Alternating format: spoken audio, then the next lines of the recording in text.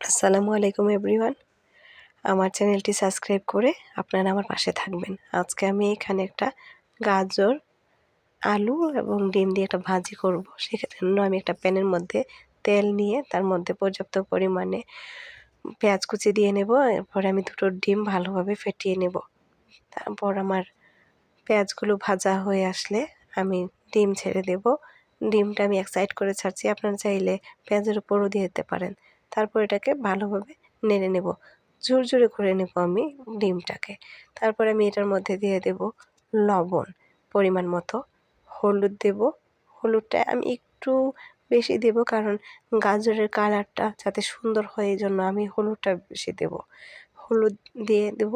তারপরে আমি দেব সামান্য একটু গুঁড়ো মরিচ এবং আমি দেব একটু পাঁচফোড়ন দিয়ে আমি এটাকে ভালোভাবে নেড়ে নেব। নেড়ে এটাকে মিক্সড করে নেব যতক্ষণ সময় না পর্যন্ত এটার একটা সুন্দর কালার আসে। সাথে আমি দিয়ে দেব কাঁচামরিচ। কাঁচামরিচ আমি অনেকটাই দিয়ে দিয়েছি, কারণ এটা একটু ঝাল ঝাল হবে।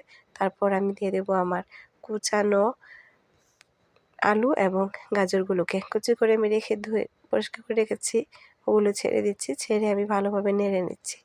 এখন মিডিয়াম আঁচে আমি এটাকে 10 মিনিটের মতো এটাকে ফ্রাই করে নেব। তারপর আমি আগুনটা একটু কমিয়ে লো হিটে এটাকে আমি রেখে দেব আরও 10 মিনিটের মতো। তারপর আমি নামানোর আগে ফাইনালি এটাতে ধনেপাতা দিব। আমার যে যেরকম পছন্দ করে এটা আমি নামিয়ে নেব। এখন খাওয়ার জন্য প্রস্তুত।